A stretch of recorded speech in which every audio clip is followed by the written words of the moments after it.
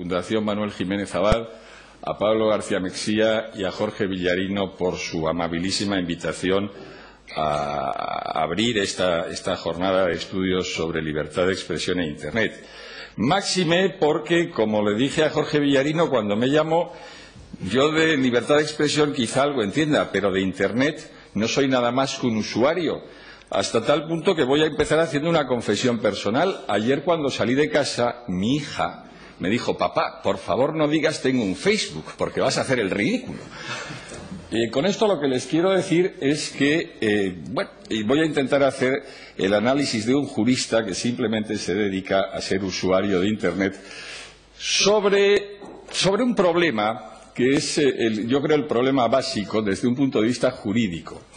Y es hasta qué punto la revolución tecnológica que, como acaba de explicar clarísimamente el Justicia de Aragón, ha supuesto la introducción y la generalización del uso de Internet, hasta qué punto esa revolución tecnológica implica que haya nuevos problemas jurídicos o no, porque la respuesta puede ser afirmativa o negativa dependiendo de muchos aspectos. Por ejemplo, sin salir del ámbito de la libertad de expresión e información, hay que tener en cuenta que la libertad de expresión e información originariamente estaba pensada como libertad de prensa, como libertad de imprenta, por utilizar las palabras de las constituciones de finales del XVIII y comienzos del XIX.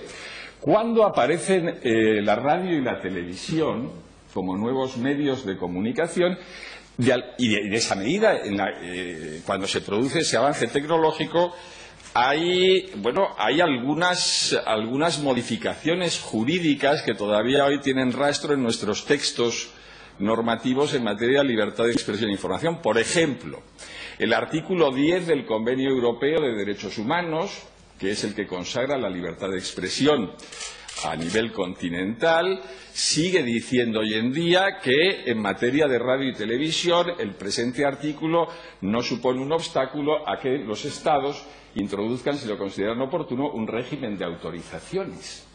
O sea, cuando aparecieron esos nuevos medios de comunicación, la radio y la televisión, algún tipo de modificación se produjo en el régimen de la libertad de expresión, que hasta entonces estaba básicamente construida y pensada como una libertad de expresión a través de la imprenta. Bien.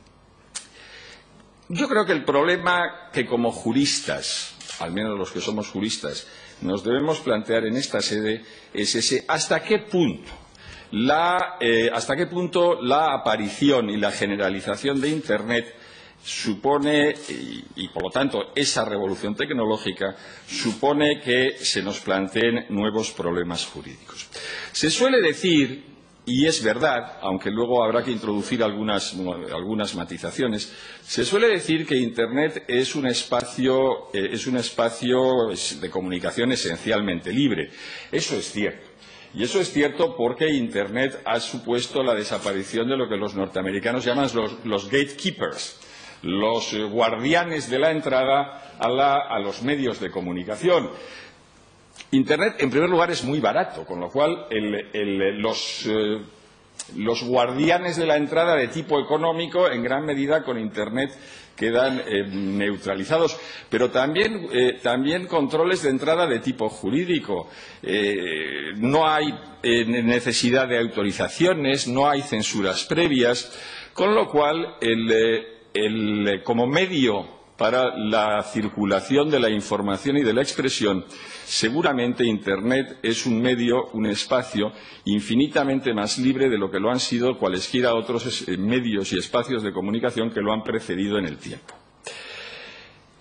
Tan es así que, por lo que yo sé, incluso algunos países que son conocidamente hostiles a Internet, pensemos en Irán, pensemos en China, nunca han osado llegar hasta el oscurecimiento total, sino que practican una política de oscurecimiento selectivo por la buena razón de que ir más allá resultaría contraproducente para sus propios intereses políticos y económicos. Por tanto, yo sobre la afirmación general o el postulado que normalmente se hace de que Internet es un espacio de comunicación esencialmente libre, tengo pocas dudas. De la misma manera que parece claro que Internet puede incidir de alguna forma en el modo de practicar la política y en particular la política democrática. El tradicional argumento contra la democracia directa del tamaño de la polis con Internet queda claramente neutralizado, aunque hay que decir no el otro argumento en contra de la democracia directa, que es el argumento que tiene que ver con la división técnica del trabajo. Con lo cual, la democracia representativa, a mi modo de ver, por esa otra vía, no queda puesta en entredicho por Internet. El crowdfunding, el éxito de movimientos o organizaciones políticas de nuevo cuño que se basan fundamentalmente en el uso de Internet. No hablemos de las posibilidades de descubrir cualquier tipo de escándalos. Wikileaks habría sido impensable sin Internet. También sabemos que ese espacio de libertad es un espacio de libertad también para el mal. Pensemos en las redes de pedofilia o en lo que se suele llamar el hate speech, el lenguaje de odio. O sea que Internet es un espacio esencialmente de comunicación libre, yo creo que es cierto. Lo que ocurre es que también cada vez estoy más persuadido que, como dice un queridísimo amigo mío, que no es un jurista, pero él sí es un especialista en este tipo de materias, debemos desechar la idea de que en Internet no existen las relaciones de poder que existen en el mundo real. En Internet existen las mismas relaciones de poder, o pueden existir las mismas relaciones de poder, y en última instancia las mismas pulsiones y pasiones humanas que existen en el mundo real. Y por lo tanto en Internet es posible la amenaza, en Internet es posible el soborno, en Internet es posible comprar el que se difunda información falsa. Hace unos días los medios de comunicación nos daban la noticia de que en España existen, no recuerdo qué número de empresas especializadas en, entre comillas, rehacer la imagen de uno en Internet por un precio previamente pactado. O sea que Internet es seguramente un espacio esencialmente libre, es un espacio cuyo significado político y ético depende de lo que cada uno quiera poner en él, pero es un espacio que no es ajeno a la condición humana y, por lo tanto, es un espacio donde, repito, seguramente las relaciones de poder se pueden reproducir al igual que en el mundo real. Si esto es así, y yo creo que en sustancia es así, la pregunta sigue siendo la misma, es decir, ¿en qué sentido esta revolución tecnológica cambia el planteamiento de los problemas jurídicos que se puedan plantear? En cuanto al problema jurídico que en las últimas semanas ha atormentado a los españoles, o al menos ha atormentado a algunos y seguramente ocupado a muchos, como es el de los tweets con mensajes, bueno, en muchos casos absolutamente abominables, sobre el asesinato de la presidenta de la Diputación de León o sobre otros asuntos. ¿Eso es un problema jurídico nuevo? Yo no soy un penalista, pero yo tengo serias dificultades en ver que ahí hay algún tipo de problema jurídico nuevo. Eso será delito o no será delito dependiendo de, bueno, pues de si eso son injurias, de si eso son amenazas o si eso son coacciones, pero el hecho de que se produzca a través de Internet no supone, por utilizar las palabras de nuestro moderador, un cambio cualitativo, a mi modo de ver, lo suficientemente significativo como para que podamos identificar un problema jurídico nuevo. Digo en cuanto a los mensajes de odio. El único argumento que, con carácter general, porque luego quiero dedicar algún tiempo a algunos aspectos específicos, que creo que son los más interesantes.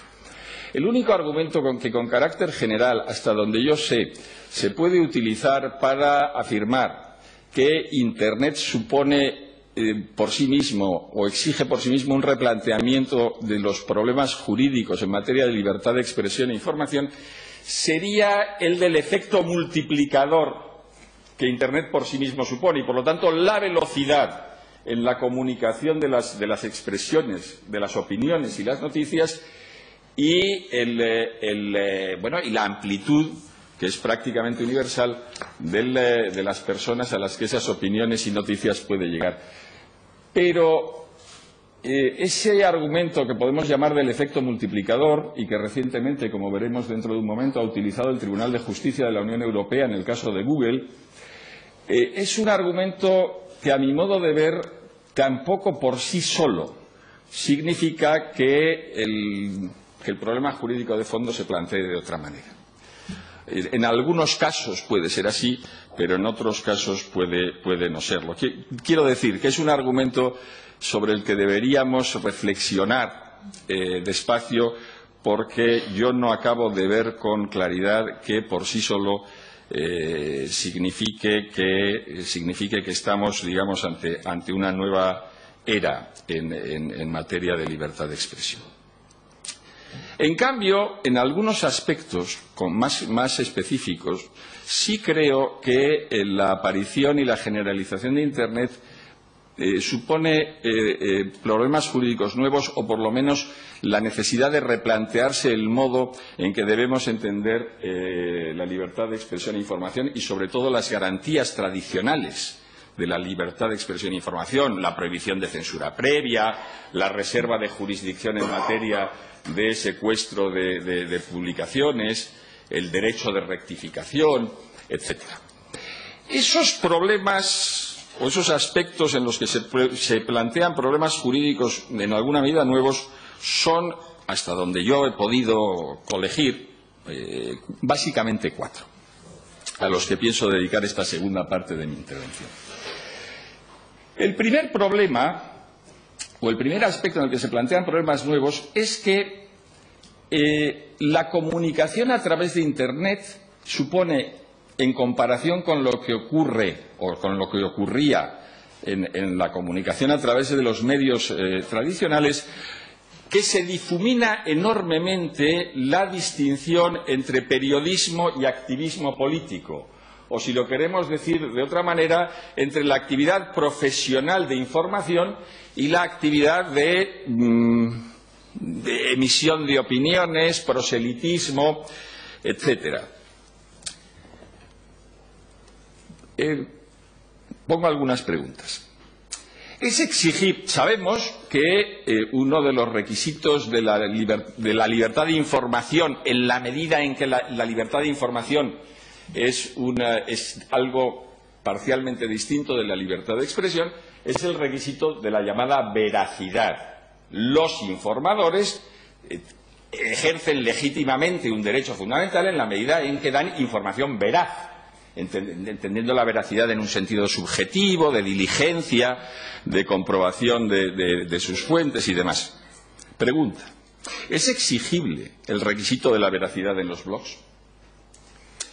O, dicho de otra manera, un bloguero que emite informaciones a sabiendas no veraces está ejerciendo un derecho fundamental, tiene la protección jurídica propia de un derecho fundamental. En los blogs es invocable el secreto profesional. ¿Existe el derecho de rectificación a las informaciones aparecidas en los blogs? Bueno, hay, seguramente, en este aspecto, Internet supone la necesidad de replantearse de replantearse el modo de afrontar la libertad de expresión, y en ese sentido la revolución tecnológica sí exige un repensamiento de la libertad de expresión. Segundo aspecto, en el que probablemente también hay... Voy a hacer un breve paréntesis.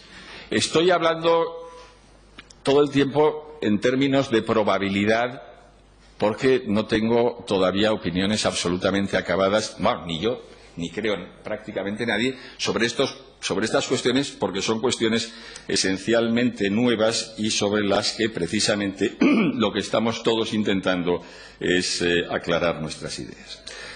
Cierro el paréntesis. Decía, el segundo aspecto en el que probablemente se plantean o exigiría un replanteamiento jurídico tiene que ver con la convergencia de los medios. La existencia de Internet no solamente supone nuevas posibilidades antes inéditas de comunicación entre las personas, sino que ha supuesto también una transformación de los medios tradicionales de comunicación. Hoy prácticamente todos los periódicos se publican también, no solamente en soporte papel, sino en Internet. Las radios, las emisoras de radio, las emisoras de televisión también emiten por Internet. Pregunta.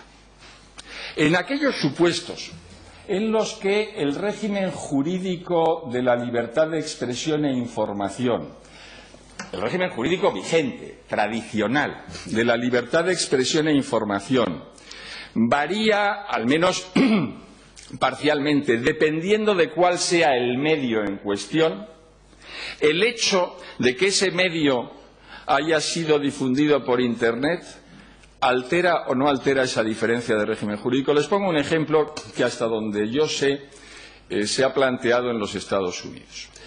La Federal Communications Commission tiene una doctrina que es la llamada Fairness Doctrine, en virtud de la cual los medios sometidos a su supervisión están obligados a oír a las dos partes y a cubrir todos aquellos asuntos que sean de interés público. Fairness Doctrine, que además ha sido, digamos, ratificada o consagrada por el Tribunal Supremo de los Estados Unidos. La prensa escrita no está sometida a la Federal Communications Commission. La radio y la televisión sí. Pregunta, ¿qué ocurre cuando la radio, la televisión y los periódicos se difunden a través de Internet? ¿Les es aplicable esa Fairness Doctrine? Aunque no les sería aplicable a algunos cuando operan fuera de la red, ahí seguramente la existencia de Internet nos obliga a replantearnos el problema jurídico. Un tercer aspecto en el que seguramente Internet también nos obliga a cambiar nuestro modo de enfocar los temas jurídicos tiene que ver con el famoso debate sobre el que yo no tengo una opinión formada, el célebre debate sobre la neutralidad de la red. ¿Debe la red seguir siendo neutral en el sentido de que los servidores traten a todos los usuarios igual, o es admisible o en su caso oportuno, deseable, el que dependiendo de las tarifas que cada uno pague tenga mayor o menor rapidez de acceso? Bueno, yo no sé, sinceramente no tengo una opinión formada al respecto. Creo que hay buenos argumentos a favor y buenos argumentos en contra. Lo que sí me interesa destacar es, independientemente de cuál sea al final la solución que se adopte, y que será una solución esencialmente política, porque eso depende en sustancia de instancias políticas, me interesa señalar una cosa. Si se optase, bueno, me interesa señalar dos cosas. La primera es que seguramente si la administración norteamericana terminase por, como es posible, no digo probable, pero cuanto menos posible, terminase por adoptar algún tipo de medida restrictiva de la neutralidad en la red y, por lo tanto, algún tipo de medida favorable a que quien pague una tarifa superior tenga mayor rapidez de acceso, eso seguramente produciría un efecto de lo que los economistas llaman a race to the bottom. Es decir, sería muy difícil que otros espacios geográficos, pues en Europa, pero vamos, no solamente Europa, optasen por una política de neutralidad. Seguramente eso en alguna medida arrastraría a todos los demás.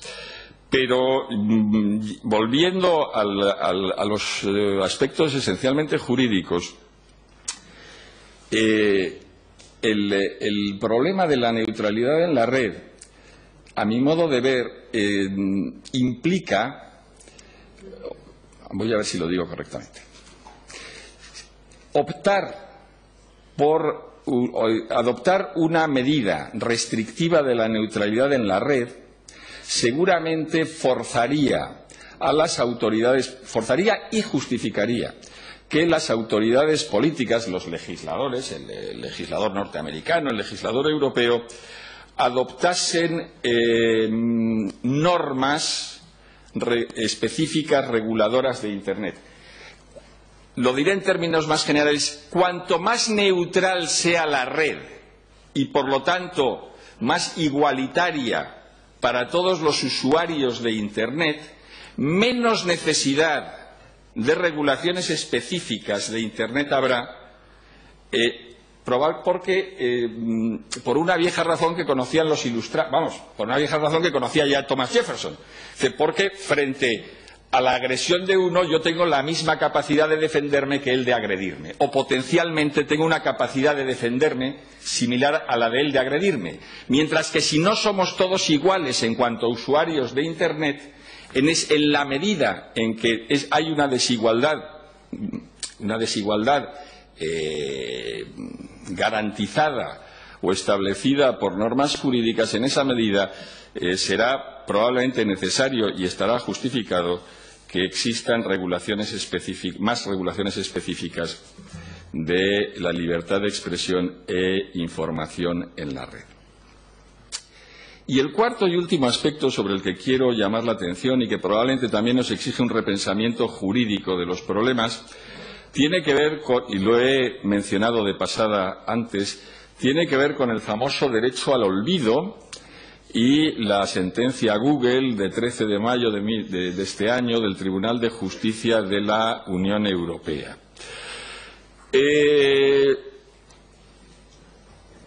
Yo sobre el sentido del fallo y la argumentación jurídica del Tribunal de Justicia, dicho sea con el máximo respeto, guardo reservas. Es decir, no me parece enteramente convincente. El argumento principal, como probablemente saben la mayor parte de ustedes, esta sentencia proviene de una cuestión prejudicial planteada por la Audiencia Nacional Española.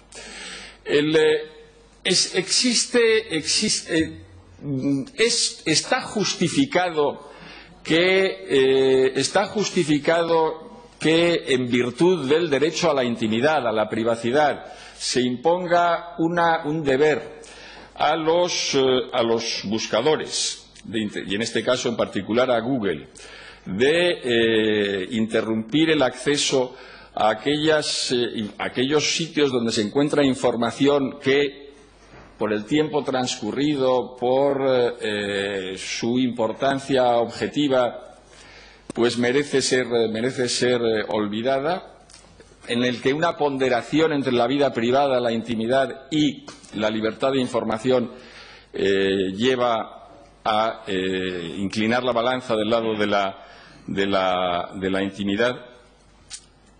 Porque aquí el problema es que, como alegaron algunos de los gobiernos nacionales que se personaron en ese proceso, como el gobierno austríaco o el gobierno... Por cierto, me hacía ver alguien hace unos días que de los gobiernos de Estados miembros que hicieron alegaciones en esa cuestión prejudicial estaba el gobierno, naturalmente el español, el italiano, el austríaco y el polaco. Y me dije, todos países católicos.